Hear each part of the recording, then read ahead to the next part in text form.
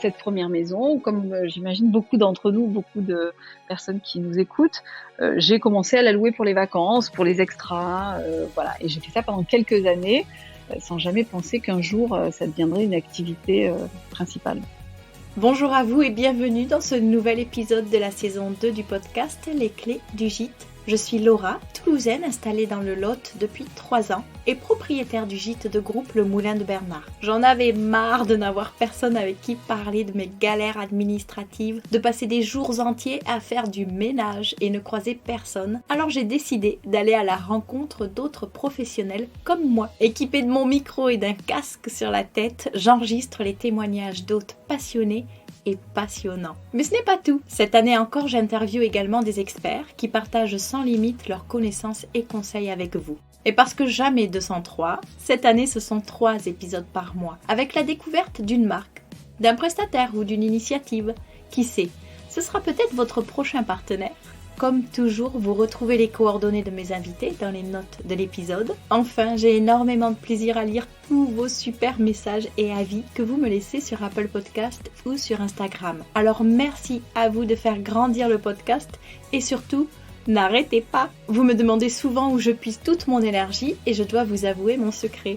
C'est tout simplement vous, vos retours, vos partages et votre soutien. Allez, place à l'épisode du jour. Bonjour Magali, merci beaucoup d'avoir accepté mon invitation. Alors, je te suis depuis bien longtemps sur Instagram et je suis très admirative de ton goût et surtout de ta créativité. Est-ce que tu dirais que tu as trouvé le métier idéal pour vivre de tes multiples passions ? Écoute, merci en tous les cas de me donner la parole aujourd'hui. C'est vrai qu'aujourd'hui, j'ai déjà eu plusieurs vies et que je suis en train de recentrer avec cette activité et les activités que j'ai autour de cette activité, puisque Enamura, c'est un univers et ça va au-delà des maisons, que je suis probablement en train de réunir toutes mes passions. Comment ça a commencé cette folle aventure d'Enamura ? Alors cette folle aventure d'Enamura, moi j'ai eu plusieurs vies. J'ai déjà eu une première vie, moi je viens de la communication et du marketing, donc j'ai eu une première vie, dans le monde de la glisse puisque j'étais responsable de la communication du groupe Rossignol, des skis, pour ceux qui habitent du côté de Grenoble et ensuite, voilà, j'ai eu une première expérience entrepreneuriale, une deuxième où j'ai monté une société dans l'immobilier à Marseille. Voilà, une grosse agence immobilière et en fait, j'ai eu envie sur cette, nouvelle partie de vie, d'être, plus centrée sur un projet de transmission. Donc moi, Enamura aujourd'hui, c'est, une manière de réunir ma passion pour l'habitat, traditionnel provençal, pour, ma passion pour la rénovation, puisque ça part de là, ma passion des objets chinés, puisque j'ai une vraie passion pour la brocante. Je suis née, à côté de l'Île-sur-Sorgue, et du coup, le métier que je fais aujourd'hui, Enamura, c'était à la fois une manière de rendre hommage aux femmes qui m'ont précédée et qui ont eu, cet accueil, méridional, puisque moi je viens d'une famille, d'agriculteurs et d'exploitants, agricoles qui travaillaient le raisin de table, le chasselas et donc ma grand-mère Lisette, dont je parle beaucoup dans le projet, elle animait, des grandes tablées, avec, des vendangeuses, des ouvriers agricoles et donc moi j'ai vécu avec les récits de cette hospitalité à la provençale, une hospitalité, très, rurale, très, brute et donc en Enamura, ça reste quand même rendre hommage ou transmettre ou continuer cette espèce d'hospitalité, qui est vraiment, authentique, simple, intemporelle, un peu brute, et c'est pour ça que j'ai des maisons qui sont quand même assez brutes, voilà, avec une Tout à fait. décoration, un univers assez brut, voilà.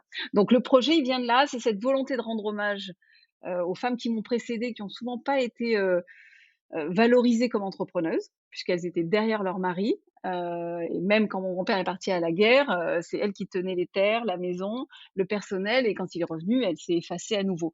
Donc moi qui ai eu la chance d'être, une femme libre et entrepreneuse, j'avais envie voilà, de rendre hommage à ces femmes-là, il n'y a pas eu que ma grand-mère et aussi de transmettre, toutes ces valeurs, de l'art de vivre, en Provence, dans le sud, à mes 2 filles qui ont aujourd'hui 18 et 20 ans. Donc, Enamura, ça part de là Et après, bien évidemment, j'avais une première maison, que j'avais louée et cetera et cetera. Oui, et justement, donc cette première maison, c'était d'abord une maison, c'était ta maison principale? Alors, oui, j'avais une première maison, donc aujourd'hui Enamura, c'est 5 lieux, 5 maisons de vacances.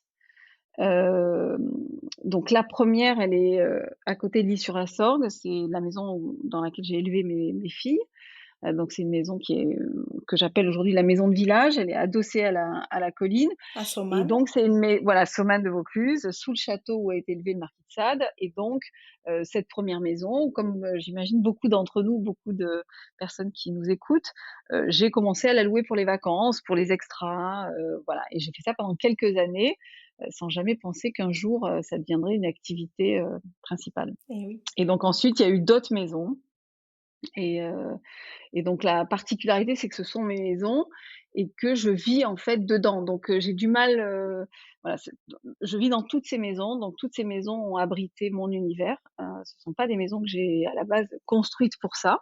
Et j'ai envie de dire que c'est une collection de maisons, que c'est une espèce de rêve d'enfant, d'avoir, aujourd'hui la maison de village, la maison de ville, une chapelle, un atelier d'artiste. Donc c'est vraiment des rêves, hein, j'ai envie de dire, sur ma wish list de mon enfance, comme Mmh. le dernier rêve, c'est une maison sur pilotis sur la plage, tu vois? Donc on n'y est pas encore, mais Ah! je suis pas très loin du cabanon pour le moment, voilà, donc ça va peut-être arriver. Mais en effet, voilà, c'est plus un rêve. J'ai envie de dire que j'avais cette chance et cette liberté après plusieurs vies, de un peu moins être dans l'urgence et d'avoir déjà, investi dans 2 maisons. Et donc ça s'est fait assez naturellement et ensuite, le projet s'est construit autour de la marque Enamura qui veut dire l'amoureuse en provençal, enfin qui est tiré du mot, Enamorados, Enamorada, l'amoureuse et donc voilà, ensuite il y a cet univers qui était de dire: «Ben, je vais pouvoir, recevoir les vacanciers dans des univers qui moi me sont chers, où moi j'ai grandi pieds nus». Il y a évidemment une maison qui ne fait pas partie de cette collection, c'est la maison dans laquelle j'ai grandi, qui est un masque provençal qui s'appelle Maria des Fleurs et qui est encore non loin de L'Isle-sur-Sorgue où vit ma mère. Mais voilà, c'est dans les maisons que je propose aujourd'hui, c'est cette même façon de vivre, pieds nus, assez simple, où on peut faire des confitures, où on peut, mettre sa valise et être chez soi, où il y a des objets qui ont déjà eu 1000 vies et qui sont très personnels. Donc en fait, ce sont des maisons qui sont très personnelles. Très personnel et pour autant où chacun va se ressentir chez soi comme tu dis, donc tu l'as dit, tu as une vie nomade parce qu'en fait tu switches d'une maison à l'autre selon les disponibilités? Oui, alors, ça a commencé comme ça, on est tous, hein, dans une volonté au démarrage, hein, bon, on va dire que parfois on commence par une maison, parfois on s'arrête à une maison, c'est déjà beaucoup, une maison. Oui. Bon, moi j'ai choisi d'en avoir plusieurs, ou la vie a choisi pour moi, enfin je sais pas trop encore ou mais ça veut dire que forcément chaque euro qui rentre, il est réinvesti, c'est toujours des travaux, c'est toujours, je suis, quasiment, tous les dimanches matins en brocante, il faut remeubler une autre partie, donc c'est un espèce de rêve qui est quand même assez dévorant et donc cette vie nomade au départ c'est aussi par passion. J'ai toujours rêvé de vivre, un peu cette vie-là et c'est vrai que je vais d'une maison à l'autre en fonction des disponibilités. Alors la réalité c'est qu'aujourd'hui, les maisons sont assez complètes. Aujourd'hui on je c'est un peu différent, c'est-à-dire qu'aujourd'hui je bloque des périodes pour pouvoir être dedans et tourner. Par exemple là, depuis, avant-hier, je suis à Marseille, donc je suis dans la maison de ville, la numéro 2 et je l'ai bloquée 1 mois et demi pour moi, et donc ensuite j'enchaîne sur Somane que j'ai bloqué au milieu de l'été 1 semaine et voilà, j'agis un petit peu comme ça et ensuite j'enchaîne sur l'atelier. Donc maintenant je bloque et je suis en train de plutôt de modeler, voilà, à quel moment j'ai envie d'être à quel endroit et je fais comme ça. Mais alors, tu vis concrètement avec une valise ou tu laisses vraiment des affaires à chaque fois dans chaque maison? Alors là, c'est la question qu'il faut pas poser. C'est terrible. Je vis avec un sac sur le dos, je reconnais, voilà. C'est ça. Donc je vis avec un petit baluchon, heu heu, donc c'est pas toujours simple, hein, c'est une vie qui est pas toujours simple, donc ce que j'essaie de faire, c'est pour ça que déjà, le fait de bloquer des périodes assez longues, Voilà et puis après il y a des endroits où j'ai un petit, voilà, je laisse un panier un peu fermé, avec mes affaires dedans, voilà. Après je suis pas quelqu'un aujourd'hui enfin j'ai été passionnée, de mode puisque je voulais travailler dans la mode avant, quand j'étais plus jeune. Hem, mais voilà, aujourd'hui je vis assez léger et moi ma vie, il y a une vie que j'aime beaucoup, c'est sur un bateau donc j'ai des maisons qui sont assez grandes, mais la réalité fait que je suis assez tout terrain quand même. Donc je peux voilà, je peux me balader avec pas grand chose et je vis avec pas grand chose. Voilà, sur le plan, Matériel, matériel, ouais. voilà. Comment se fait le montage financier? Tu arrives, à faire l'acquisition d'une maison grâce aux revenus générés avec une autre? Tu as toujours un petit budget pour des travaux via un emprunt? Comment ça se module tout ça? Alors moi, c'est vrai que c'est sûrement, je pense que chaque projet est atypique et très personnel. Moi, j'ai pas eu, cette histoire de dire: «Tiens, je veux faire ça». Et je monte un projet, en allant proposer à un banquier et cetera. C'est-à-dire que j'ai acheté les maisons, heu, enfin avec mon mari, nous avons acheté les maisons quand on avait d'autres activités. Donc en fait, forcément, c'est des emprunts, c'est des fonds propres. Hem, Ces maisons sont sous un statut de loueur en meublé non professionnel. J'ai la chance aussi, d'avoir une autre activité Oui. puisqu'aujourd'hui j'édite des objets. Et donc la collection d'objets, Enamura, qui est fait par des artisans, en Provence, me permet aujourd'hui enfin je vais pas rentrer dans des sujets de fiscalité, mais par contre ça c'est un sujet que j'ai beaucoup travaillé, la fiscalité, parce que c'est un vrai sujet quand on fait ce métier-là. C'est-à-dire que, bon tu le sais très bien, mais il faut pas se tromper quoi, voilà. Non. Donc voilà, donc pour répondre à ta question, c'est des emprunts, j'avais un peu d'argent de côté, i et puis, j'ai eu aussi je crois que ce qu'on fait tous, c'est-à-dire, on va louer, il y a une partie de la maison qui est pas complètement finalisée par rapport à ce qu'on a en tête et moi, mon conseil, c'est d'ailleurs de plutôt louer d'abord, plutôt que d'attendre que la maison soit parfaite, parfaite. Parce qu'elle le saura jamais de toute façon. D'abord parce qu'elle ne le saura jamais, et ça, c'est la leçon que j'ai tirée, c'est-à-dire que moi, mes maisons, je les trouve, totalement imparfaites, en plus, je les refais assez régulièrement parce que forcément, les projets évoluent, les goûts évoluent. Mais voilà, je pense qu'il faut déjà ma logique, c'était toujours, par exemple, si je te prends l'exemple de la maison de Sommane de Vaucluse, nous sommes arrivés dans cette maison, elle était loin d'être décorée, était loin d'être, jolie, mais les premiers 20 000 € que j'ai mis, c'était pour investir dans une piscine, dans le bassin. Donc en fait, j'ai mis 20 000 €, on a fait le bassin, on a loué la maison quelques semaines, l'été, qui ont ramené un peu d'argent, qui ont permis de faire quelques travaux et en fait, les premières années, on a fait comme ça. Mais je pense que voilà, mon conseil, c'est de dire: «Qu'est-ce qui va déclencher plus de locations? Qu'est-ce qui va déclencher un remplissage optimisé?» Si c'est par exemple un point d'eau, il faut que ce soit tout de suite la priorité et tant pis si la maison est pas complètement décorée. Là, on joue sur le prix, et il vaut mieux louer un peu moins cher pour, voilà, être complet et puis ensuite augmenter, bon, moi, ça a été ma stratégie jusqu'à présent. Après, en fonction des biens, parfois j'ai voulu, par exemple, l'atelier, d'artiste, donc il fait 60 m². À Seignan du coup celui-là. Seignan, donc là, c'est une maison que je voulais enfin, c'est pas une maison, c'est le haut d'une maison, mais je voulais avoir un lieu pour accueillir moins de personnes, pour qu'on puisse y aller en amoureux, par exemple, parce que moi, j'ai des maisons qui sont assez grandes, donc c'est forcément un certain prix et donc je voulais absolument que des gens viennent découvrir la Provence en amoureux en hiver. Voilà, c'était ça l'idée de ce projet-là et en parallèle d'avoir un lieu où je puisse accueillir des artistes sur des résidences de moyenne durée. Donc en fait, un atelier, c'est un lieu en plus que j'ai rénové dans le style très méditerranéen provençal qui est très typé et à l'étage, il y a un petit espace où on peut travailler, la céramique, on peut faire de la musique, on peut écrire, voilà. Donc c'était un lieu vraiment, qui me tenait vraiment à cœur, que j'adore et d'ailleurs que c'est là-bas que je vais pour dessiner par exemple mes collections et ce lieu-là, j'ai voulu, qu'il soit complètement terminé avant de commencer à le louer. J'étais dans cette logique-là et malgré tout, et bien, on va dire que les 2-3 premiers vacanciers, m'ont fait quelques remarques, mais j'avais aussi besoin de ce chiffre d'affaires-là pour joindre les 2 bouts, voilà. Alors généralement, je négocie une échéance pour les travaux. Enfin, tu vois, mon crédit, je le décale un petit peu pour pouvoir, Oui, tu fais une franchise, ou par exemple une d'un franchise. an Oui, pour, tout à fait, ouais, tout à fait. Alors j'ai entendu dire la super. dernière fois qu'on pouvait aujourd'hui faire, plus qu'1 an, et c'est vrai que moi j'aurais tendance à conseiller, de faire le maximum parce qu'il y a toujours des imprévus, il y a toujours des décalages de budget et que, il y a rien de pire que d'être à la gorge parce que quand même la location, C'est assez imprévisible donc ouais, et on est obligé d'avoir tout, quand même. Tu vois? On peut pas se dire, voilà, je prends toujours l'exemple de la patère dans la salle de bain, voilà, il faut qu'il y ait la patère dans la salle de bain.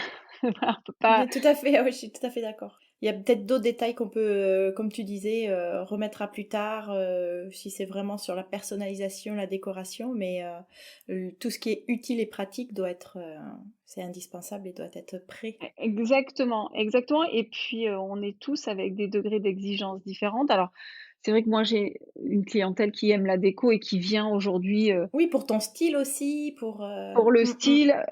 On va dire qu'aujourd'hui, j'ai une clientèle qui me ressemble dans le sens où moi, je voyage d'abord pour le lieu.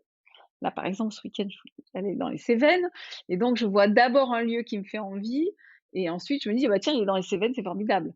Mais, j'ai donc aujourd'hui des gens qui veulent aller d'abord dans cet esprit-là, ils veulent être dans l'univers Enamura et en fonction de la disponibilité et voilà, ils découvrent et puis l'année d'après, ils viennent dans un autre lieu de la collection et donc, c'est sûr qu'il faut qu'il y ait quand même un esprit déco, mais voilà, moi, le jardin pour moi à Marseille, de la maison de Marseille n'est pas terminé, parce que je n'ai pas le budget de l'ambition de ce que je veux faire dans ce jardin-là. Bon, aujourd'hui, bien évidemment, il y a sûrement quasiment que moi qui s'en aperçoit. oui.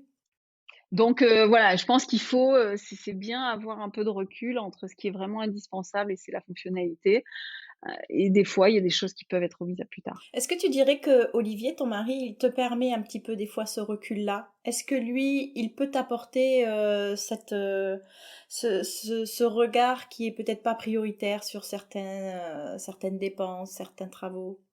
Dans mon cas personnel, et je sais que c'est très différent et je sais que c'est beaucoup des projets, de couple, et qui, voilà, où tout le monde apporte sa pierre à l'édifice. Alors dans mon cas, mon mari Olivier n'intervient pas du tout sur ces choix-là. En revanche, lui, son aide cruciale, j'ai la chance qu'il ait des camions, parce qu'il a une entreprise et qu'en fait Olivier, il a 2 grands talents. C'est un de peindre, donc en fait, on sait tous que le budg la peinture est un budget, non négligeable, donc j'ai la chance d'avoir un mari qui peint les maisons et les repeint régulièrement et la deuxième chose, c'est qu'il me transporte tout ce que je veux. Voilà, voilà, donc ça, voilà. Après sur, la gestion du projet, la gestion décorative, je dois reconnaître que je lui dois un très bon conseil, sur une baie vitrée que j'ai fait fixe et non pas, pivotante, mais sur le reste, il me laisse faire, voilà. Mais par contre, quand il faut aller chercher des chauffages en fonte, dans tout le Vaucluse, acheter sur le bon coin, c'est lui qui prend le camion et qui va les chercher. Donc, c'est quand même, extrêmement, extrêmement utile. Ah oui, je reconnais, c'est top. Aujourd'hui, donc, on a dit il y avait 5 maisons. Est-ce que tu as pour projet de continuer cette collection? Alors ça, c'est une question que je me pose tous les jours. Alors, est-ce que la collection me convient? Je pense qu'un collectionneur, ça s'arrête jamais.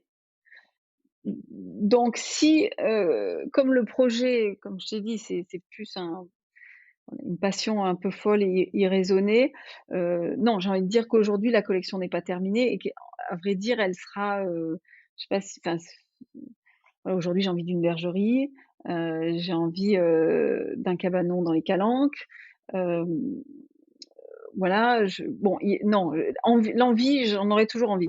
Après aujourd'hui, je suis rattrapée par 2 sujets.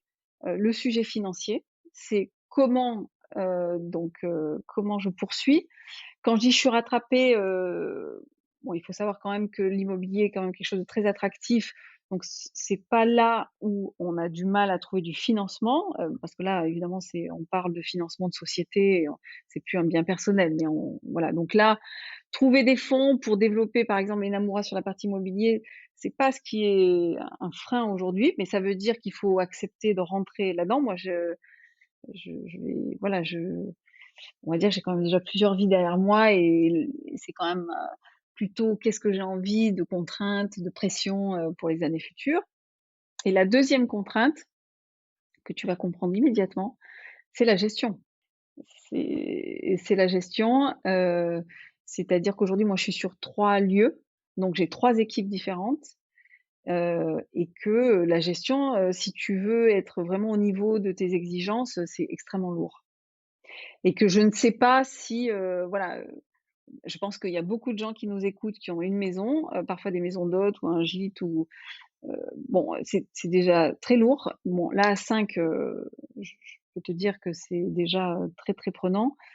Et pourtant, moi, j'ai une gouvernante, pas à demeure, mais indépendante, mais il y a quasiment 10 personnes qui travaillent puisque dans chaque maison, il faut, une personne pour l'entretien, il faut le jardin, il faut la piscine, il faut un plan A, un plan B, un plan C pour gérer les vacances, les maladies. Donc au final, c'est beaucoup de gens et voilà. Donc aujourd'hui, quelle est la suite? Est-ce que je continue à avoir une conciergerie intégrée? Est-ce que je m'adosse à un partenaire? C'est plutôt ça aujourd'hui qui est le frein, en sachant que moi j'ai beaucoup d'autres projets à côté, en fait. Et oui, on va en parler juste après, effectivement. Et j'imagine qu'il y a un moment, c'est compliqué de tout concilier. Parce que là, les 10 personnes dont tu parles, effectivement, c'est une conciergerie qui prend le relais. Est-ce que c'est toi qui a trouvé des locaux, que tu as pris en salarié? Comment ça fonctionne? Non, donc en fait, moi aujourd'hui, donc moi, à Enamura, on est 2 à temps plein, voilà, pour gérer, tout le projet de développement, commercial, voilà. Et ensuite, en indépendante, j'ai une gouvernante qui gère à distance les différents lieux et celui de Marseille, un peu plus. Et j'ai des locaux sur place qui sont soit rémunérés en CESU, mais ça veut dire que voilà, c'est sur le LMNP, et pas sur la société parce que on en parlera après, mais j'ai une autre activité qui est les shootings quand même, hein, la partie, B2B comme on dit. Donc j'ai des locaux en effet, que je rémunère, en fonction de leur statut d'indépendant, donc en fait, j'ai créé une conciergerie intégrée, voilà. C'est-à-dire que c'est moi qui gère la conciergerie, enfin c'est mais voilà, ça c'est un vrai débat, c'est un vrai débat. Là, je me réorganise sur une zone, en faisant appel à une autre gouvernante pour avoir des gouvernantes par lieu parce que c'est quand même très, très prenant, ce métier-là. Donc voilà, je t'avoue que j'ai pas la solution, je ne sais pas, ce serait intéressant, d'échanger, mais c'est un vrai sujet, c'est un vrai sujet. Mmh mh. Parce que les accueils se font en personne, par exemple? Tu as quelqu'un qui fait les entrées, les sorties, ou ça, tu mets peut-être un système de boîte à clés? Alors moi, tout est en autonomie, donc tout est D'accord, en boîte à clés. Je trouve qu'aujourd'hui, pour ma part, et ça n'engage que moi, heu, que la clientèle qui me suit et qui vient, chez Namura, ça ne la gêne pas. d'accord. En revanche, j'ai un lieu qui ne peut pas être géré comme ça, c'est la chapelle. C'est un lieu très particulier. Donc Oui. en fait, on est obligé d'accueillir. Donc en fait, j'ai un lieu où il y a un accueil. Donc pour finir sur la conciergerie, en effet, c'est un peu ça et ça va peut-être être, ça qui va déterminer, la suite, alors sans sans sans mettre sur le tapis toute la stratégie de développement, mais c'est en effet aujourd'hui j'ai très, très envie de développer la collection de maisons, heu, mais en effet ça passera peut-être par quelqu'un, qui nous rejoint, et qui a envie de gérer cette activité dans sa globalité. Parce que les Namura, il y a quand même un gros travail de direction artistique, de communication Mmh. et moi personnellement, je ne peux voilà, déjà c'est Juliette qui travaille avec moi qui va, complètement récupérer en toute autonomie la partie, cette partie, vacancier, cette partie des maisons. Donc voilà, il y a toute une structure derrière, où aujourd'hui, voilà, l'avenir le dira bientôt. Et tu as déjà été démarché par des propriétaires qui souhaitaient, te confier leur maison en gestion? Pour avoir, ta patte, un peu la marque Enamura sur leur propriété? Oui, alors, toutes les semaines, hem et en fait, alors en fait, pour rentrer un peu plus dans le détail, la particularité, c'est que c'est de faire ça. Non, j'ai fait un test, il y a en effet sur les 5 lieux, il y en a un où je suis en partenariat avec un propriétaire, mais l'expérience, alors moi je viens de la start-up, hein, donc ma logique, c'est test and learn, hein, c'est on teste, on voit si ça marche, on voit ce qui marche pas et on se réajuste en permanence, on adapte. Heu, Ce que je propose, sous Enamura est difficilement, applicable à ce que peut à une maison de propriétaire. Je m'explique. Un propriétaire, il va, vouloir confier sa maison, hem et en fait, il va vouloir principalement, un service de commercialisation, de remplissage de sa saison et de conciergerie. Moi, à partir du moment où il y a une maison qui rentre dans la collection, elle fait partie de l'univers Enamura, donc il y a plein d'aspects qui ne sont à la base pas demandés ou en tous les cas, qui sont demandés, qui sont souhaités par le propriétaire, mais qui ne peut pas s'offrir.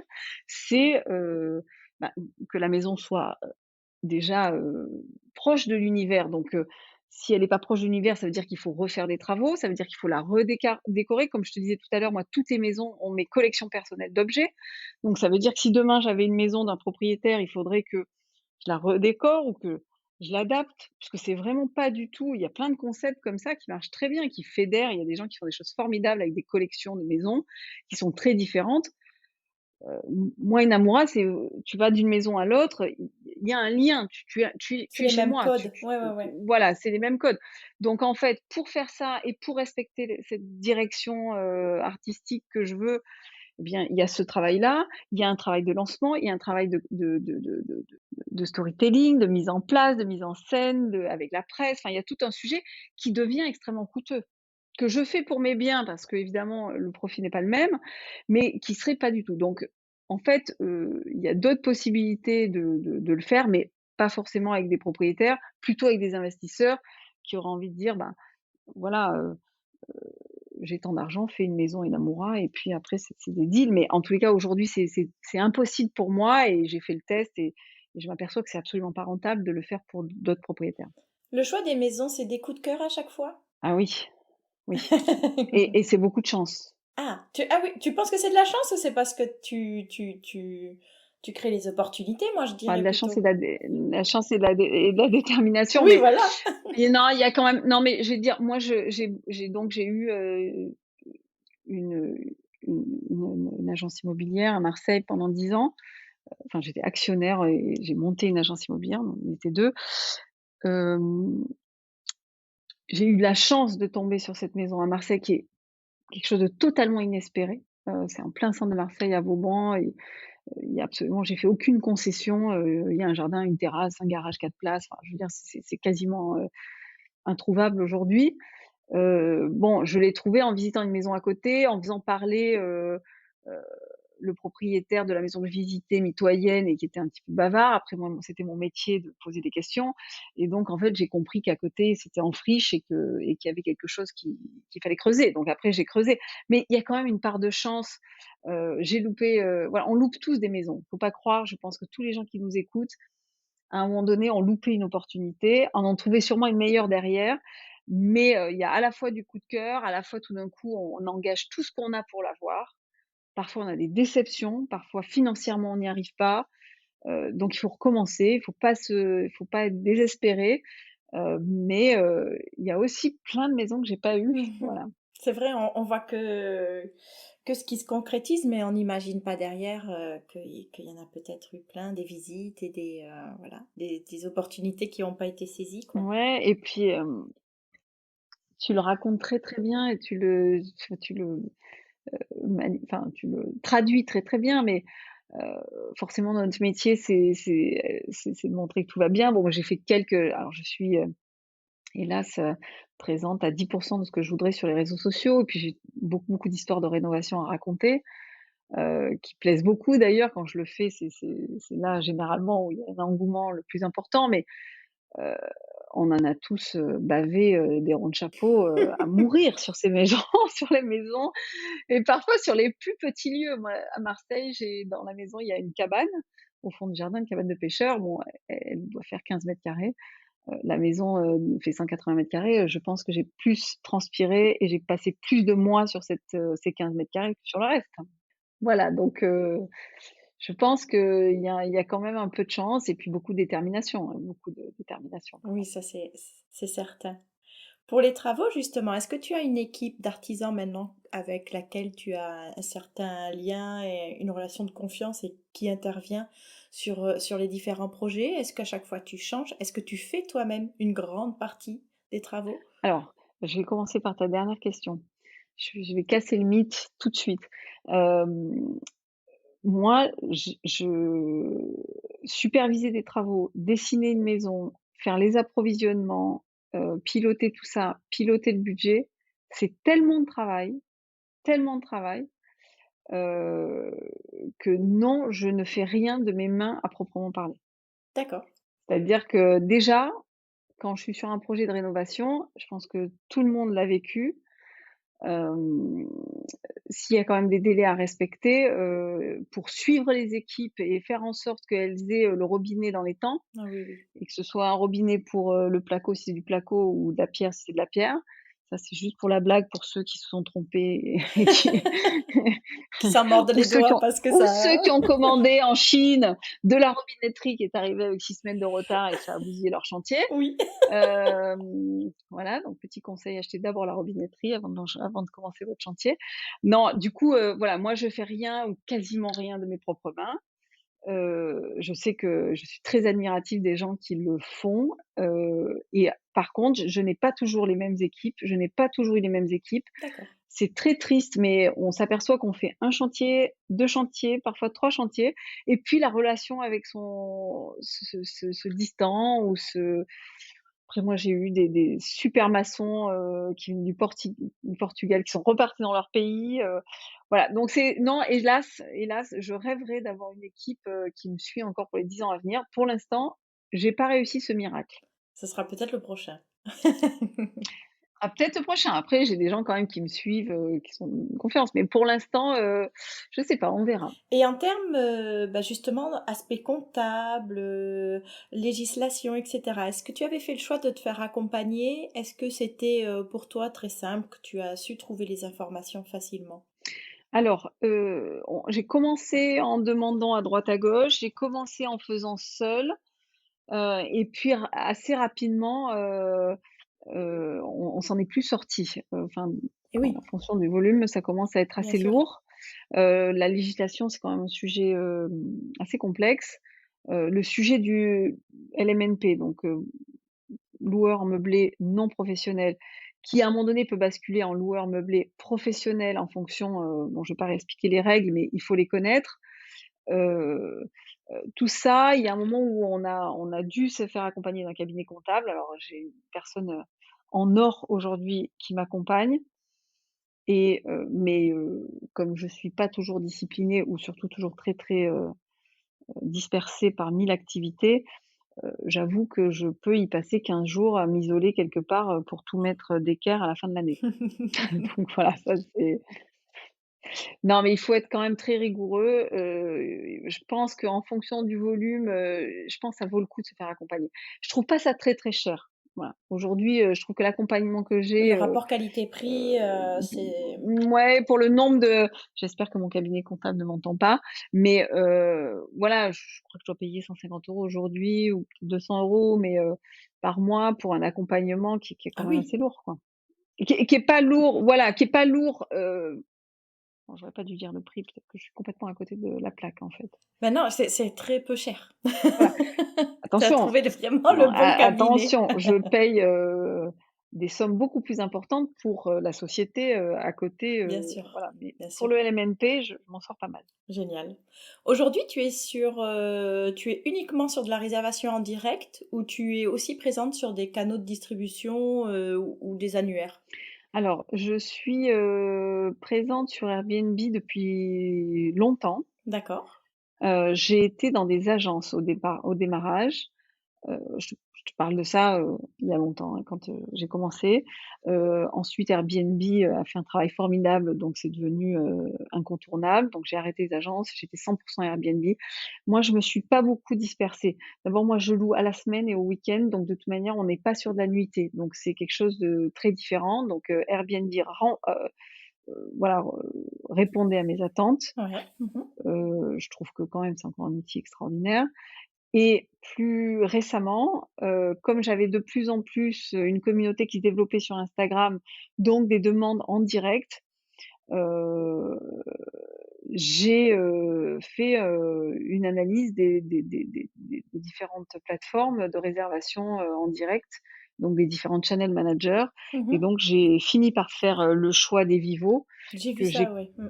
configuré, il y a quelques mois et avec lequel, je suis, maintenant et c'est vrai que j'ai de plus en plus de réservations en direct, mais qui est aussi liée à ma communauté Bien sûr. sur Instagram qui est assez importante, ouais. Tu es contente des Vivo? C'est l'outil qui te convient bien? Tu trouves que, pareil, rapport qualité-prix, c'est cohérent? Alors, parce que ça c'est un vrai sujet, et je pense que, voilà, alors bon, moi mon métier, précédent c'est le digital, donc j'ai aussi, créé et élaboré des plateformes digitales, donc j'estime être quelqu'un déjà d'un peu averti. Bien sûr. Hem, donc je suis contente des Vivo parce que ça répondait à mes demandes et à mes attentes. J'avais des particularités, d'avoir des comptes en banque différents sur chaque bien et qu'en fait, quand j'ai fait mon benchmark, quand j'ai fait mon analyse, je suis partie avec un autre channel. Je suis allée jusqu'à la configuration quasi complète de d'un autre channel pour m'apercevoir à la fin que cet élément-là n'était pas possible et donc tout, s'écroulait comme un château de cartes. Ah oui, oui. Donc j'ai passé énormément de temps sur ce sujet. Donc moi, mon conseil, c'est vraiment de bien poser les questions en amont. C'est vrai que c'est lourd, il faut savoir qu'à partir du moment où on met, le petit doigt dedans, on est aspiré. Hem, Moi, je suis très contente des Vivo. C'est un outil qui est extrêmement complet. Donc comme il est extrêmement complet, eh bien, il peut paraître très complexe. Alors, en revanche, moi, je trouve qu'il y a d'ailleurs, j'avais lu beaucoup d'avis sur Evivo, avant de basculer, parce que j'ai quand même basculé à une période où j'étais un peu au milieu du gué. Heu, Ce qui est très important dans son choix de channel, c'est le SAV, c'est la hotline, c'est est-ce qu'il Mmh. y a des gens derrière? Parce qu'à chaque minute, vous pouvez avoir besoin dans l'urgence d'avoir quelqu'un derrière votre channel. Mmh. Moi, je suis très contente d'Evivo pour ça. Je suis pas encore au bout de mes peines sur la configuration et de la maîtrise de toutes les subtilités, parce que c'est très, très puissant. Donc voilà, là, par exemple, je viens de faire toute la configuration automatique, des emails. Bon voilà, donc moi je trouve ça, indispensable. L'avantage, c'est qu'aujourd'hui tout se fait en automatique, les prélèvements, les contrats. Avant, je rédigeais les contrats moi-même, il fallait que je vérifie si, les gens avaient fait leur déposit et en fait, Bien c'était sûr. devenu quasiment impossible. Donc moi, je trouve qu'un channel par contre, mon conseil, c'est quelqu'un qui a une maison, surtout, ne pas y aller, quoi. Ça, c'est mon conseil. Voilà, je trouve Sur que Evivo en particulier ou sur un channel manager, tu veux dire? Sur un channel manager? sur un channel manager, je sais pas quel est ton avis à toi, mais moi, je trouve que quand même, c'est un investissement de temps qui est moi, je trouve que Airbnb fait très bien le job et quand on a des petites, voilà, d'abord parce que quand on a une petite communauté et qu'on a une petite visibilité, en gros, on n'a pas besoin de dépenser de l'argent. Airbnb fait le job, à votre place. Après, il suffit de jouer, évidemment, en permanence sur adapter son minimum de nuitées, sur son prix, sur ses promos. Airbnb offre plein de possibilités. Donc moi, j'ai envie de dire que j'ai basculé parce qu'il y a eu 3 maisons, 4 maisons, 5 maisons et parce que j'avais une communauté aujourd'hui de 55 000 personnes et que forcément j'avais besoin d'avoir, une plateforme et que aussi ça prenait tout son sens dans mon activité. Mais j'aurais tendance à dire: «Attention, je voilà, c'est quand même un investissement personnel que de basculer sur un channel». Et moi, de toute manière, aujourd'hui, je suis encore sur Airbnb, hein, donc voilà. Oui, c'est ça qui est fou. D'ailleurs, Instagram, tu l'avais commencé, il y a très longtemps ou ça t'est apparu comme, essentiel, plutôt en cours de route? Alors, j'ai commencé, pas il y a très longtemps, j'ai loué, les premières maisons, avant d'avoir l'Instagram, mais une fois encore, j'avais une autre activité, j'étais chef d'entreprise, donc c'était pas du tout, mon activité principale.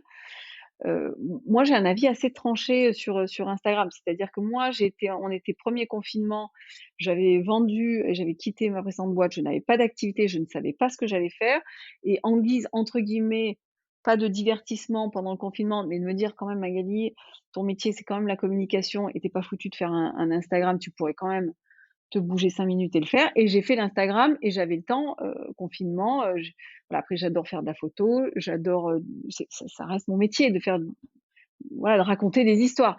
Donc j'ai fait ça, et la vie a fait que je me suis testée sur quelques opérations, de communication, notamment d'influence, et du coup ça a pris, très vite, qui a fait que malgré tout, il y a eu un intérêt à l'entretenir, parce que ça a pris.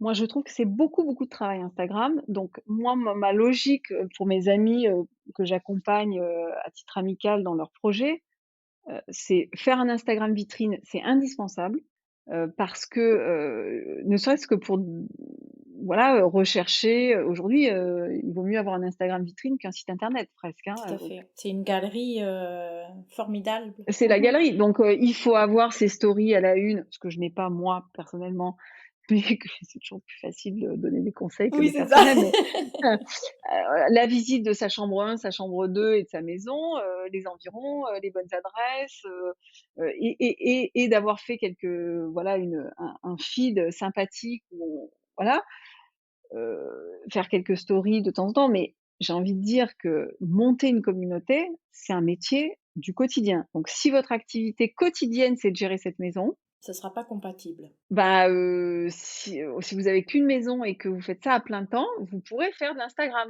Oui, Mais ça va voilà. vous prendre la moitié de la journée déjà. Mmh mh. Mmh.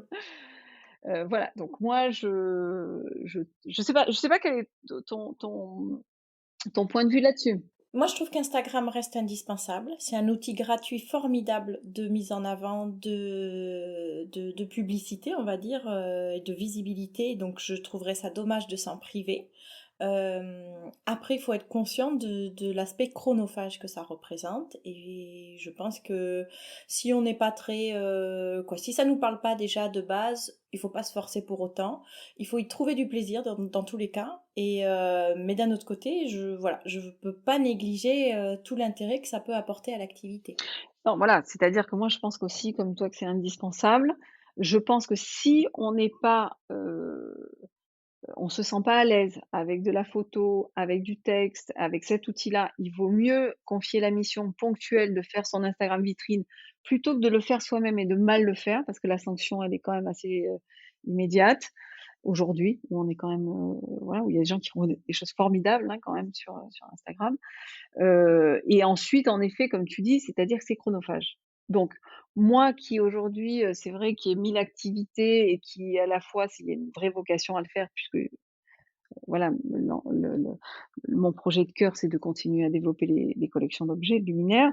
Mais voilà, je sais très bien que ça tout d'un coup, ça veut on peut devenir esclave totalement d'Instagram. Donc et par contre, ça ne va pas remplacer parce que si vous avez 100 abonnés, 200 abonnés, 2000 abonnés, de toute manière, ça ne remplacera pas la force d'Airbnb ou d'un autre, une autre plateforme ou je sais pas, un Booking ou autre chose, hein. De toute manière, il faut pas se leurrer. Après, ça peut ramener quand même de la réservation en direct. Ah, par contre, je vais pas te dire le contraire. Aujourd'hui, moi, je suis quasiment à 50-50 et ça va sûrement, Mmh mh. se développer.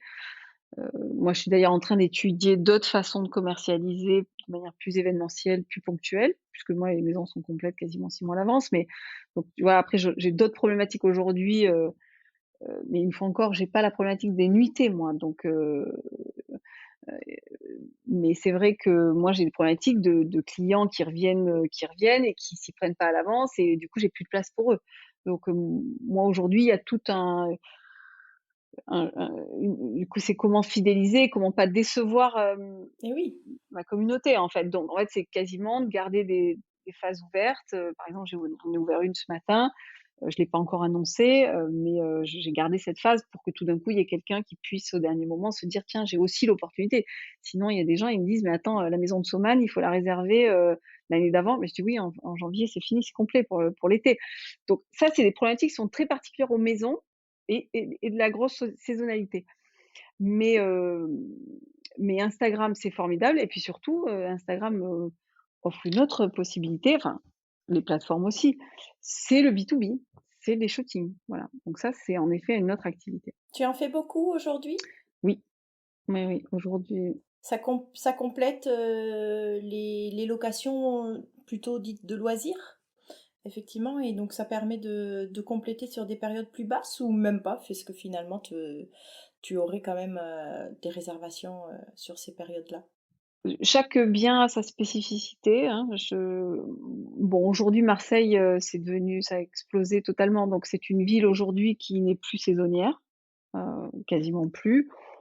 Bien évidemment, on a moins de demandes au mois de février qu'au mois de juillet, mais bon, voilà, on est quasiment dans quelque chose qui est annuel, voilà. Donc je trouve que le shooting est un, est un bon complément. Attention, hein, bien évidemment, c'est exigeant, c'est très exigeant.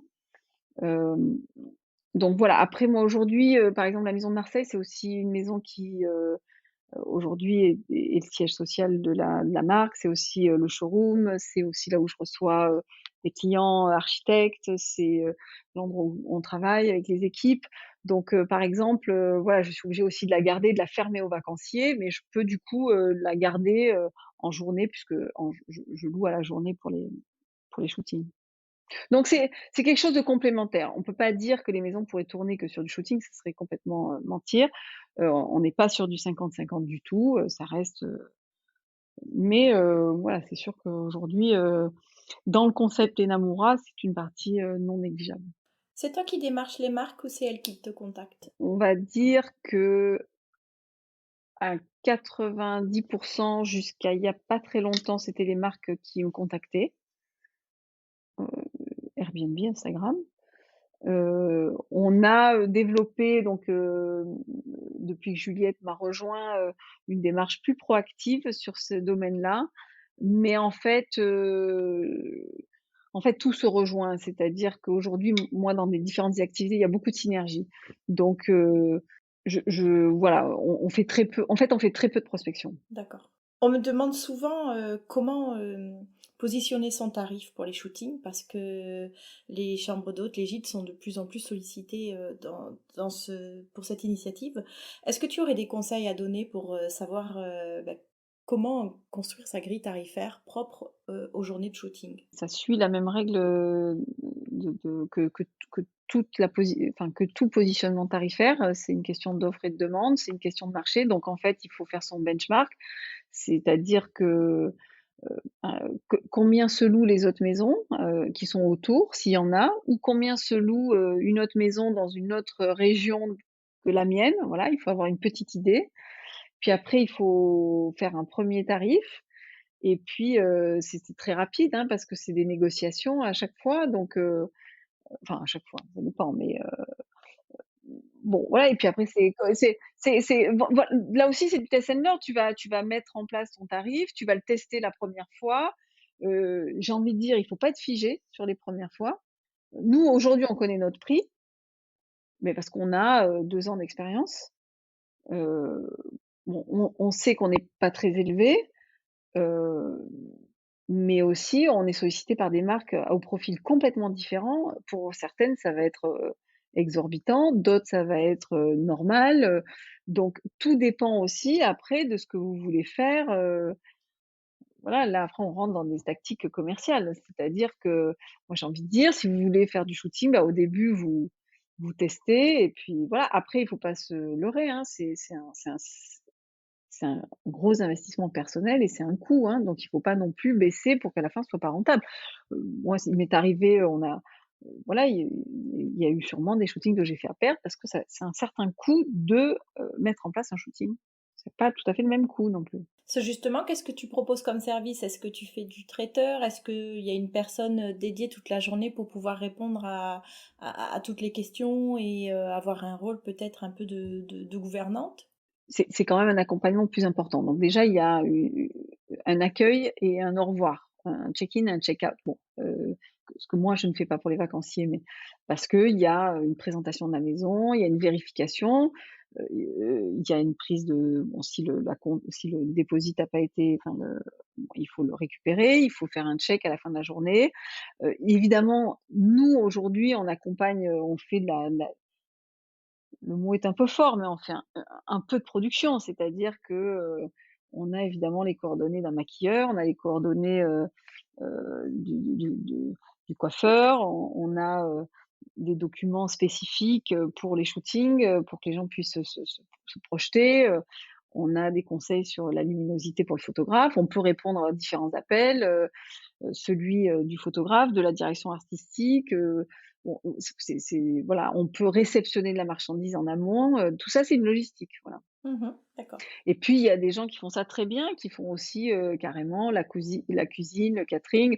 Donc nous, on a des gens qu'on conseille, il y a des gens qui sont habitués à venir dans la maison pour faire ça, donc on les met en relation, voilà, il y a une forme de ce qu'on appelle de la production, qu'on appelle, conciergerie, sur les vacanciers, mais c'est voilà. Oui, voilà, c'est ce que j'allais dire. D'accord. Est-ce qu'il t'est arrivé de refuser des marques parce que tu t'estimais qu'elles étaient pas en accord avec, ta vision des choses, avec les valeurs et avec l'état d'esprit des maisons? Très bonne question ça. Ça m'a beaucoup turlupiné pour Ouais. pour dire la vérité. Bah, quand on est, sur un lancement de marque, forcément.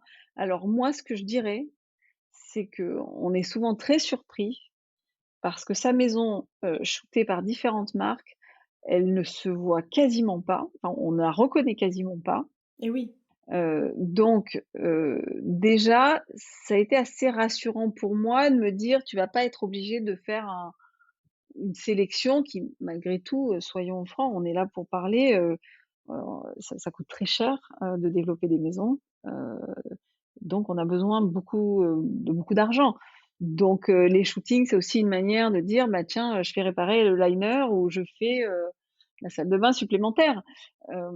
Donc en fait, bah, devoir, voilà. Après j'ai la chance, sincèrement, d'avoir quasiment que des jolies marques qui nous sollicitent. La question, c'était de dire quand on a des marques similaires, comment on se positionne. La réalité, c'est que j'ai pas eu de problème jusqu'à présent. Mmh. Non, mais c'est super, c'est que tu as tellement bien installé ton image de marque que, bah, celles qui te sollicitent pour faire leur shooting sont en cohérence parce que, c'est déjà limpide dans la direction artistique, dans les valeurs que vous partagez et cetera. Voilà, et même si, un jour, une marque vous sollicite, enfin, je dis ça aux gens qui nous écoutent, mais si elle est vraiment très différente de votre univers, bah, les communautés vont pas se croiser. Et oui. Parce que tu peux utiliser les photos qui sont faites pendant un shooting? Je le fais Est-ce qu'on jamais, je te le fais jamais, non? jamais. Je le fais jamais, pas parce que en fait, si tu me suis, je communique absolument pas ou quasiment pas, ou c'est extrêmement rare sur le shooting, sur les Tout réseaux à sociaux. fait, ouais. Ce qui, de temps en temps, embête Juliette qui est responsable du développement commercial. Mais non, mais en fait, il y a des gens qui le font très bien. Je pense à plein de maisons Mastroianni, Mastrorelli, non? merci, ouais. Céline. Voilà, qui fait ça très bien. Et il y a Marine au Moulin, il y a des gens qui savent qui font très bien. Bon, une fois encore, nous, on fait tellement de choses qu'on fait, moi personnellement, je trouve que je fais tout très, très mal. Donc, en toute honnêteté, aujourd'hui, je fais tout très, très mal. Donc, je pense je pourrais très bien le faire, mais, ça passe toujours après le reste, voilà. Donc, non, voilà. Mais du coup, j'utilise pas les photos. Après, je pourrais, je sais pas, j'ai pas demandé, là, il y a une très jolie marque qui vient de shooter à la maison. J'ai hâte de voir les photos, c'est toujours, super de voir les photos après, Ah quoi. oui, j'imagine. Est-ce que tu penses qu'il y a des codes à respecter pour pouvoir attirer les marques? Parce que beaucoup sont conscients que ça peut être un super complément de revenus, comme tu l'as dit, mais ben, on n'est peut-être pas remarqué ou la maison séduit peut-être pas. Est-ce qu'il y a des petits tips qu'on peut appliquer pour essayer de leur faire de l'œil? Oui, forcément, il y a des tendances. Donc, moi, je pense quand même que, déjà, il faut qu'il y ait une authenticité, une personnalité, une cohérence dans la maison. C'est-à-dire que si, vous êtes en Bretagne, heu et bien, il faut que dans la maison, il y ait une âme, enfin, en tout cas, c'est mon ressenti. Il faut qu'à un moment donné, il y ait une âme qui soit en cohérence avec l'histoire de la maison. Hem, une marque, elle vient shooter une âme. Elle vient apporter de l'âme à ses produits. Donc votre maison et votre décor, il est là pour, heu, apporter une histoire. On va raconter une histoire autour d'un shooting, donc il faut que la maison, elle ait une histoire et qu'il y ait beaucoup de sens et de cohérence. Donc forcément, si, votre maison bretonne, il y a que de l'IKEA à l'intérieur pour ne pas citer de nom, on bon, peut-être que la marque, enfin je sais pas. Alors que par exemple, si c'est mixé, moi je suis une adepte du mix. Bon, même si moi j'ai quand même beaucoup, beaucoup de choses, chinées, mais on peut il y a des gens qui font ça très, très joliment de mixer des styles, mais il faut qu'il y ait une âme, quoi. Voilà. Pour moi, le seul conseil que je donnerais, c'est, respecter l'âme de la maison. C'est quoi l'histoire de la maison? C'est quoi sa pierre? C'est quoi son authenticité? Et comment je peux accentuer, sublimer cette âme avec une décoration qui va l'épouser, plutôt qui va être en rupture. Et Oui, qui là, sera à tout son d'un coup service, en voilà, qui sera fait. à son service et là tout et c'est pas plus cher, hein, c'est pas plus cher. Moi clairement, je enfin, bon, je suis pas là pour rentrer dans les détails, mais vous avez la literie qui est un investissement, colossal. Après moi je récupère tout sur place, je récupère, dans les dans la rue, je récupère sur les marchés, bon voilà. Après on peut meubler une maison avec beaucoup d'âme, sans forcément beaucoup d'argent. Bien sûr. Mais il faut qu'il y ait de l'âme et une marque, elle va venir pour votre âme et l'âme, ça peut être n'importe quoi. Voilà. Moi aujourd'hui, ils viennent chercher une certaine authenticité, une intemporalité, mais ils viennent pas chercher la même chose à La Chapelle, qu'à l'atelier d'artiste, voilà. Après, il y a des tendances, que forcément, si vous êtes un peu plus à l'écoute de l'air du temps, vous serez un peu plus à l'écoute. Les gens qui sont à la tête de ces marques et du choix de la maison, ils sont à la tête de l'air du temps. Enfin, c'est leur métier. Forcément, ils vont faire un choix, de quelque chose dans l'air du temps. Être dans l'air du temps, c'est potentiellement choisir un masque provençal dans son jus. Mais voilà, ça reste dans l'air du temps. En ce moment, la Provence est dans l'air du temps. Oui, et puis les matériaux bruts, le côté wabi-sabi, très, Voilà. bah, tu l'as dit, authentique, hein, très rustique presque. Mmh. Ça ressemble à quoi une journée type pour toi? La journée type de Magali, c'est quoi? Alors là, c'est une question impossible à répondre. Mais par contre, je vais tenter.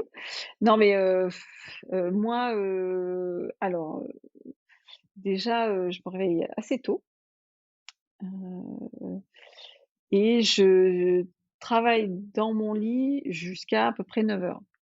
Donc je peux être de 6h30 à 9 heures, à traiter, bah, la messagerie sur Instagram, à traiter les urgences, voilà, L'email, et cetera. les mails, voilà. Ensuite, je peux, c'est difficile, hein. Moi, je peux avoir un rendez-vous dans un atelier avec un artisan, pour la collection. Je peux être en ligne avec, la gouvernante parce qu'il y a une problématique. Je peux être avec un entrepreneur parce qu'on est en train de refaire le toit, à Seignan. Ensuite, je vais enchaîner, pour essayer de trouver un partenaire qui livre des draps et étudier des devis.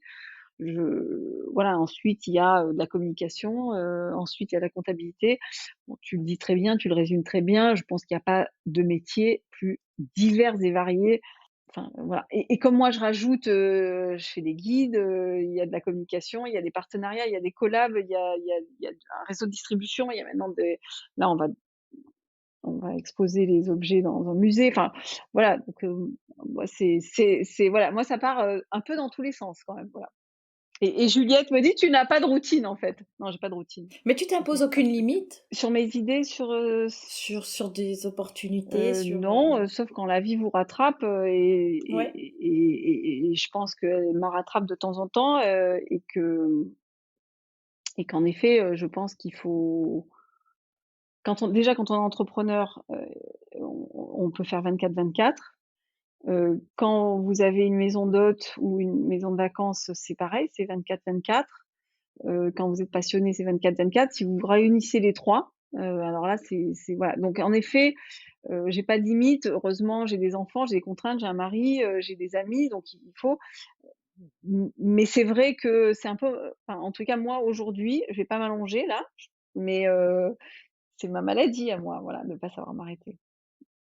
Donc là, voilà, donc heureusement, je suis, très bien entourée, d'un mari d'un côté qui sait me poser des limites et puis de Juliette aujourd'hui qui voilà, qui a aussi, qui est mon parfait binôme et qui sait me dire, «Là, on fait un choix» ou «Là, on fait ça dans 6 mois». Mais je pense aussi que ça dépend à quelle vitesse on veut aller aussi. C'est-à-dire que et puis, parfois enfin, créer sa société, créer son salaire, créer le salaire pour les personnes qui vous entourent, ben, il faut aller chercher le chiffre d'affaires. Donc en fait, parfois, on est aussi dans une spirale, c'est qu'il faut y aller, quoi. On n'a pas le temps de donc il faut saisir toutes les opportunités et il y a un momentum, comme on dit, en start-up, il y a un momentum. Mais moi, j'ai des amis qui ont très proches, hein, qui ont acheté une maison en Provence à 5 kilomètres de Saumagne et qui l'ont rénovée seuls et ils ont fait énormément de choses seuls. Ils se sont mis à la limite de la possibilité physique et ils m'ont fait très, très peur. Ça s'est évidemment terminé par un accident. Heu, moi j'ai et en fait, elle se reconnaîtra, mon amie était dans le stress absolu, d'arriver à louer et cetera. Au final, elle est complète aujourd'hui, sa maison est sublime, mais je pense quand même que la plus grosse erreur, c'est de pas prendre de vacances quand on fait ce métier-là. Moi, aujourd'hui, mon plus gros problème, c'est de pas savoir prendre de vacances et de pas savoir les organiser et pourtant, je suis suivie par plein de maisons d'hôtes qui régulièrement me disent: «Mais viens te reposer à la maison» et cetera et en fait, voilà, on va dire que moi, mon projet aujourd'hui, c'est de dire, apprends à prendre des vacances aussi, c'est ton métier pour les autres, mais maintenant il faut que tu arrives à prendre tes week-ends, il faut que tu arrives à partir, il faut que tu arrives à voyager, voilà. Donc ça, c'est mon enjeu pour l'avenir et mon conseil quand on fait une maison d'hôtes, c'est que malgré tout, il y a un moment, il faut tout lâcher, il faut s'accorder une semaine et pas dans sa maison. Je suis bien d'accord parce que pour l'avoir vécu, les vacances que je prenais, c'était dans la maison pour pouvoir faire du bricolage, des peintures, des petites améliorations, donc qui n'en sont pas finalement. Et puis ben après on frôle le burn-out, c'est un mot un peu un peu trop tendance qui m'énerve, mais c'est la réalité. Ouais, exactement. On s'épuise, Ouais. mais très bon conseil. Est-ce qu'on arrive à le prendre? C'est Bah, écoute, on se reparle dans 1 an et je te dis si j'ai réussi à le mettre en œuvre. ah oui, j'espère. Tu fais aussi des city guides, j'ai vu ça, c'est, des carnets de vacances. Ouais. Est-ce que c'est toutes tes adresses, favorites? Est-ce qu'il y a un petit peu de partenariat dans ces city guides ou c'est réellement, tes adresses, fétiches?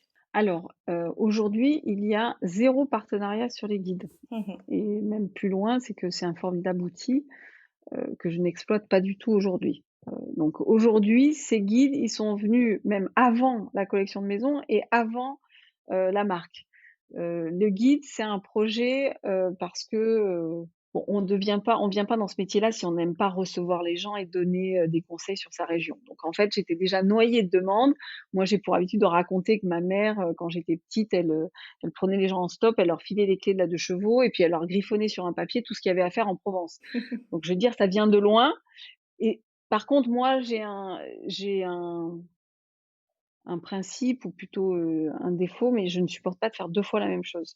Donc en fait, dès que je fais quelque chose, je préfère prendre un peu de temps, essayer de le faire bien et de l'automatiser. Donc en fait, il y a un jour, à force d'être sans arrêt à donner et être sollicitée toute la journée, et comme je sais pas dire non et comme j'ai envie de faire plaisir, bah, toute la journée, je prends du temps pour répondre aux gens. Il y a un moment donné, pour mes propres amis, j'ai dit: «Je vais faire un guide» et je vais dire voilà, j'ai commencé par le guide de Marseille, donc c'est 4 jours à Marseille et c'est pas 4 jours pour visiter Marseille, c'est 4 jours pour vivre Marseille. Donc c'est, tu te lèves le matin, le café, tu vas le prendre à tel endroit parce qu'il y a le soleil sur la terrasse, après tu fais ci, là tu plonges des rochers à tel endroit, voilà. Donc c'est un guide qui est très, art de vivre, lifestyle à Marseille. J'ai, donc des adresses où je dis ou petit déjeuner ou manger ou prendre le goûter. Goûter très important et j'ai associé ça à une carte géolocalisée où il y a quasiment 200 adresses pour, les gens qui, vont sortir de ce parcours-là et tout d'un coup vont quand même avoir envie d'un conseil. Donc aujourd'hui, je l'ai formalisé et je l'ai professionnalisé. D'ailleurs, ces guides, ils sont en vente sur mon site. Donc quelqu'un qui vient pas chez nous, peut l'acheter parce que c'est tout aussi, utile. On vient de sortir le guide de Provence où là, c'est 8 jours en Provence. Alors là, c'est vraiment costaud. Le guide de Marseille, il est traduit en 2 langues. Le guide de Provence, il sera traduit en 2 langues cet été. Donc c'est vraiment des très jolis projets, mais j'ai mis quasiment 1 an à faire, voire plus. Et par contre, quand, vous réservez un séjour chez Enamura, vous recevez un code personnalisé pour le télécharger, bien évidemment. Et là aussi, l'intérêt, c'est qu'évidemment, on gagne du temps. Bien sûr. Donc, sinon, vous passez votre temps à chaque fois qu'il y a quelqu'un qui arrive, à lui répondre, gentiment à tout ce qu'il a envie de faire. Et donc toutes les semaines, vous recommencez. Moi, si j'avais qu'une seule maison et que j'étais dedans et que, bah, je le ferais, je trouverais ça chouette. Mais aujourd'hui, matériellement, je suis dans l'incapacité de le faire. Donc j'ai préféré faire en mon nom et à la première personne ce que j'aime et le transmettre à toutes les personnes. Et bien évidemment, s'ils ont une question complémentaire, on est toujours en temps réel, on répond 24/24. Ça, c'est la gouvernante qui le fait. Ah ouais, je trouve que c'est formidable, c'est une prestation super et que pour les locataires, il n'y a pas mieux. Effectivement, après, ils vont piocher dedans pour aller, comme tu dis, prendre le goûter, faire une baignade et autres. Et c'est un livret d'accueil formidable. Ouais, voilà, je pense que c'est vraiment enfin, en tout cas, j'ai fait ce que j'aurais aimé avoir. Moi, j'aime pas, je devrais pas dire ça à heure de grande écoute, mais moi, je suis très feignante pour organiser les vacances et il f j'aurais adoré qu'on me ponde le truc comme ça, voilà. Donc en fait, j'ai fait ce que j'aurais aimé avoir pour moi et ça fonctionne plutôt bien parce que, quand vous êtes à la tête d'un gîte, enfin, au moins, vous faites ça en moins, vous faites mais par contre, c'est beaucoup de travail. Là aussi, c'est pareil, moi, de temps en temps, on me demande des conseils. Voilà, est-ce que vous avez la capacité de passer des mois sur ce projet-là? Parce que c'est des mois, il faut le mettre en maquette, il faut le digitaliser, il faut bon, voilà, chaque fois, c'est du temps. Et tu as encore à côté tes collections ou c'est pas des collections, comment, des éditions en série limitée avec des artistes, des créateurs, des artisans. Et comment tu trouves le temps? C'est pas possible. Bah, je le trouve pas. Donc je recrute d'ailleurs. Je recrute là. Ah, j'envoie mon Enfin non, c'est CV. une stagiaire, on recrute, une alternante, en voilà, pour vous assister dans tous ces projets. Non, alors cette activité-là, je pense que c'est vraiment le prolongement d'un rêve de toujours que j'ai mis, plusieurs dizaines d'années à À concrétiser. à assumer, à concrétiser. Donc Enamura, la partie édition d'objets, heu, ça part aussi d'une envie profonde, c'est qu'une fois qu'on dessine une maison, la première chose, en tous les cas, moi, souvent la première chose, enfin une des choses essentielles pour moi, c'est l'éclairage. D'accord. Voilà, parce que moi, je traite les maisons comme une scénographie, et dans une scénographie, l'éclairage est très important. Moi, ces maisons, ça doit être des décors de bonheur. Enfin, je le conçois comme ça, c'est-à-dire qu'on doit, dans chaque pièce, être transporté dans une ambiance, dans un univers, parfois dans une autre époque, et on doit vivre des moments où où on se sent bien, on se sent beau, on se sent heureux. Donc l'éclairage est très important. Un éclairage blanc, ça vous rend pas heureux, ça vous rend pas beau, et cetera. Donc tout ça, c'est vraiment des choses qui sont très importantes pour moi, et que je travaille en différents niveaux. C'est-à-dire, il y a un éclairage de confort, il y a un éclairage d'ambiance, il y a des éclairages d'appoint pour certaines ambiances. Et donc en fait, à un moment donné, j'ai eu envie, de prolonger le dessin que je faisais des maisons jusqu'aux éclairages. Et comme en fait tous mes objets, qui meublent les maisons sont des objets, qui ont déjà eu 1000 vies, puisqu'ils ont été chinés, eh bien j'avais envie, d'avoir des objets qui soient à la fois, emblématiques de la Provence et des savoir-faire provençaux, du moins méridional, midi au sens large.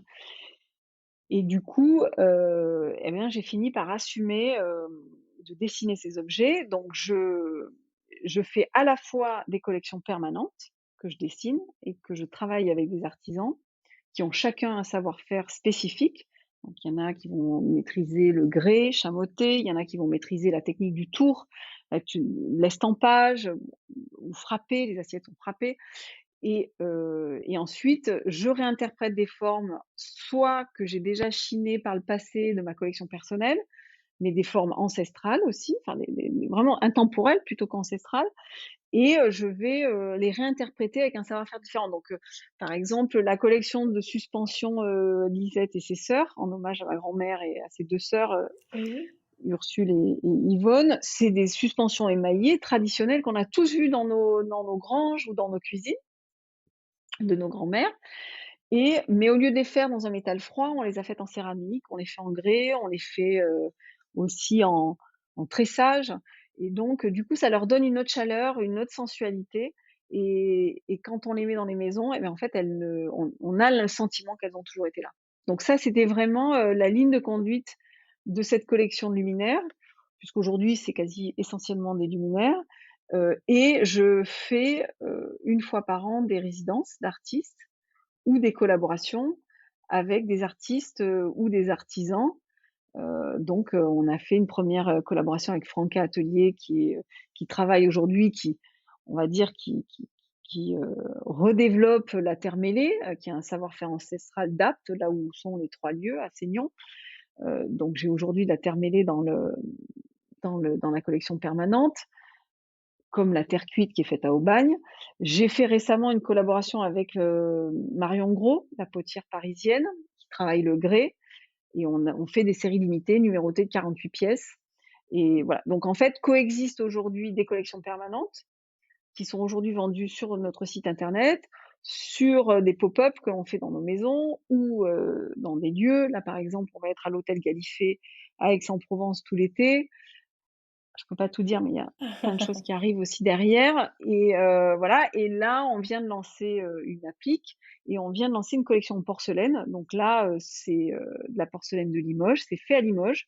Donc ce sont des formes qui étaient normalement faites en opaline et que l'on a réinterprétées en biscuit, donc mat ou bien émaillé et là, c'est la collection Maria des Fleurs, du nom du mas dans lequel j'ai été élevée et donc il y a 2 modèles, un modèle Maria et un modèle Lily qui est le surnom que ma mère me donnait et là, on a vraiment donc c'est de la porcelaine, c'est fait à Limoges, c'est pas fait en Provence, mais la porcelaine fait partie quand même de la tradition de l'art de vivre provençal. On avait des assiettes en porcelaine dans nos masses. Donc voilà, donc tout ça, c'est 1 an de travail de développement pour en arriver à une collection permanente là, qui est d'ailleurs pas complètement encore, dans son intégralité en ligne. Mais voilà, ça c'est vraiment un projet qui aujourd'hui prend de plus en plus d'importance. Heu et donc récemment, les gens ont découvert les maisons grâce aux objets et pas l'inverse. Et oui, Bon, ça va être une première, voilà. c'est drôle, c'est effectivement. Et est-ce que les locataires peuvent partir avec une lampe sous le bras? Oui, tout à fait. Donc aujourd'hui, à Marseille, j'ai l'atelier qui est au rez-de-chaussée de la maison, dans le garage. Donc on a aménagé le garage, donc ça c'est mes derniers travaux. On a fait, tout en pierre apparente, enfin revenir la pierre, originelle du garage et refait une dalle. On a des meubles de métier, qui servent comme dans le temps, c'est-à-dire, nous, à nos assemblages de lampes, à nos expéditions. Donc on a un petit atelier à l'ancienne, au rez-de-chaussée de la maison de ville à Marseille et donc les gens peuvent venir, pour voir les collections, elles sont exposées. Donc ce petit pop-up, cette petite boutique, elle a été transposée, à Aix-en-Provence pour le salon Côté Sud il y a quelque temps Mmh. et voilà et du coup, donc on peut venir chercher les objets en click and collect, donc les commander sur le site et les venir les chercher là. Les personnes qui viennent en vacances, repartent forcément, et vivent au milieu de ce petit pop-up, puisqu'il est au rez-de-chaussée, et donc peuvent repartir avec leur suspension, leurs lampes.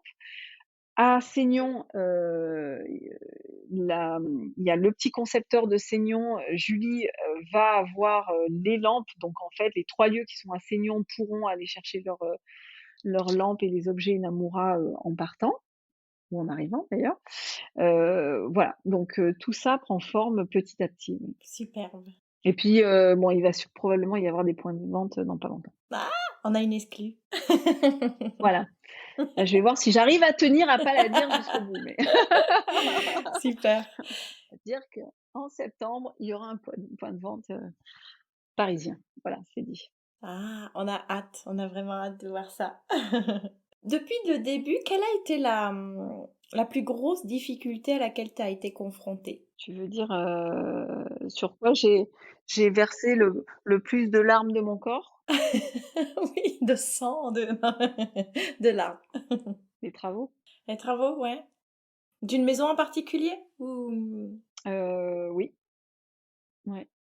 On va dire que l'atelier, alors, faut savoir que quand même ce n'est pas moi qui suis, la maman de la rénovation de la chapelle et de la petite maison qui ouvre là au 1er juillet. C'est quelqu'un qui a fait un travail extraordinaire, avant moi, donc voilà, c'est mon partenaire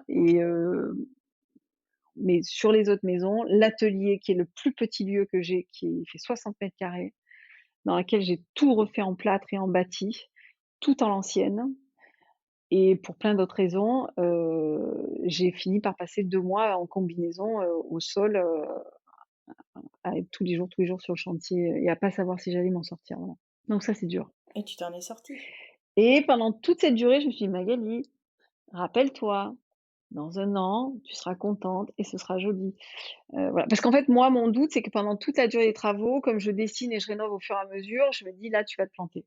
Là, à la fin c'est comme un tableau, en fait. Je pense que c'est comme un artiste, il dessine son truc.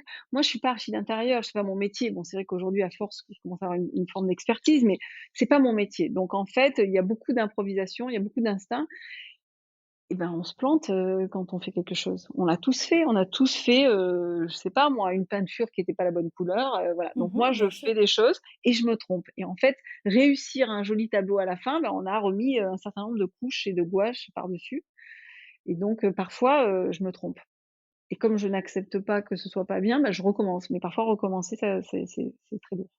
Donc oui, le plus dur, je trouve que c'est les travaux. Donc tous ceux qui sont en train de terminer les travaux, dites-vous que c'est déjà pas mal.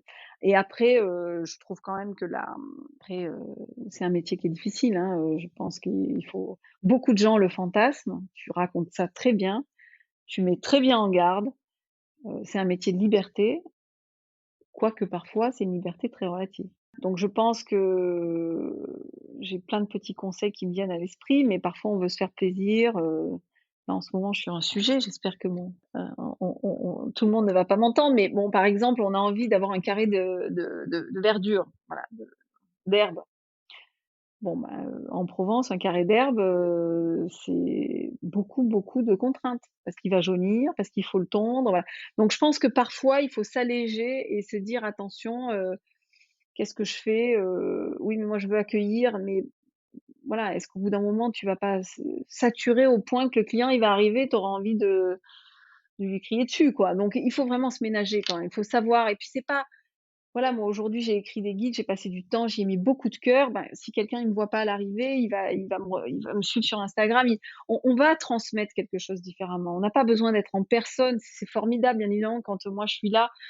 Bah, moi, j'ai énormément de plaisir à rencontrer les gens qui arrivent, pour eux, j'imagine que c'est une expérience aussi un peu plus différente, riche de me rencontrer, mais à quel prix? Voilà. Ah non, c'est super de le souligner. Merci beaucoup.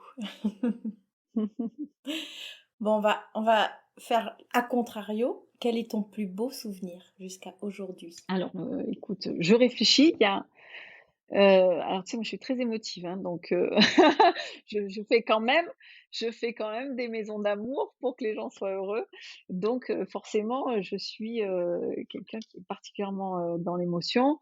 Hem Je pense que rendre hommage à ma grand-mère, c'est quelque chose qui est très important pour moi, donc ces objets sont très importants pour moi, donc c'est un rêve absolu et je pense qu'au mois de septembre, je réalise un rêve qui peut-être sera totalement anodin pour les autres, mais ces objets en hommage à ma grand-mère vont rentrer dans un magasin qui est un lieu qui est somptueux et emblématique, voilà et pour moi, c'est voilà, une consécration, personnelle, qui n'a pas de valeur, financière, mais qui a une énorme valeur affective. Donc ça, c'est un très beau souvenir, et le deuxième, quelqu'un m'a dit récemment, heu, on a décidé de venir habiter Marseille, quand on s'est retrouvés, dans ta maison, et on a, pris la décision de tout quitter en en 1 heure dans ta chambre et ça a été la plus belle chose qu'on ait faite et on est, extrêmement heureux de l'avoir fait, voilà. Bon, moi je crée clairement, c'est pour ça que je fais ça, voilà.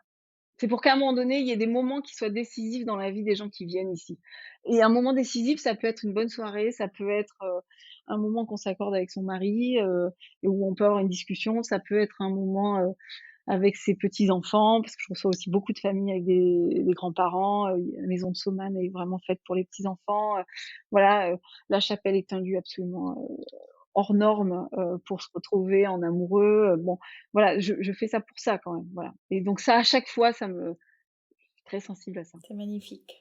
Bon, nous voilà déjà à la fin de cet très agréable échange. Tu le sais, pour conclure chaque épisode, j'ai encore 2 dernières questions. La première, c'est quel établissement te fait de l'œil pour y séjourner le temps d'un week-end?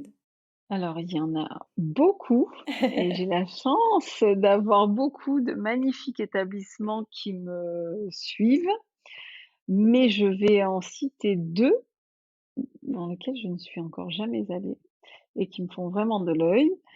Il y a, Le Moulin de Marine, voilà, qui fait un travail formidable sur Instagram, qui me donne envie, tous les jours et il y a, l'établissement de Sophie, L'Heure Vide, dans les Cévennes, où je crois qu'on a quand même beaucoup, beaucoup de points communs et d'attraits, entre leur projet et le projet Namura. Donc j'espère, assez rapidement pouvoir aller découvrir leur lieu. Génial. Et la toute dernière question pour finir en musique, c'est quel titre illustre le mieux l'état d'esprit des Namura? Alors ça, c'est pour moi la question la plus difficile, tu le sais.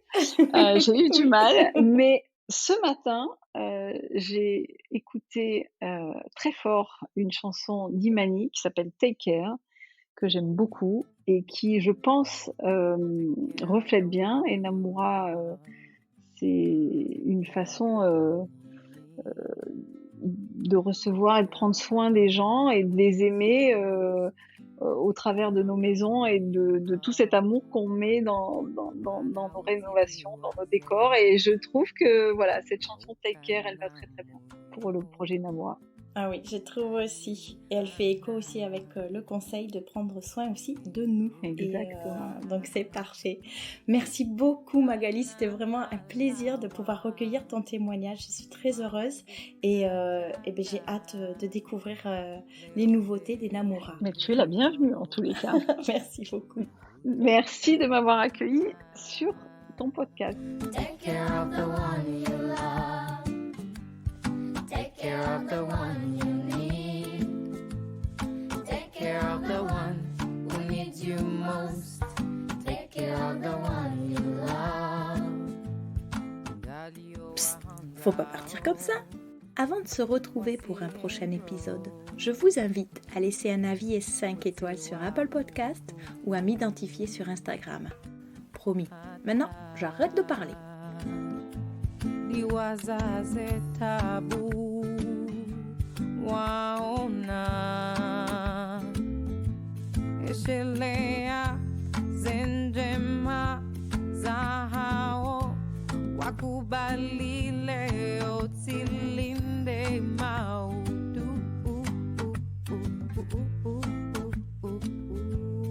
Take care of the one you love. Take care of the one you need. Take care of the one who needs you most. The one far from home, the one that fills your soul. Take care of the one that holds your hand when it's cold.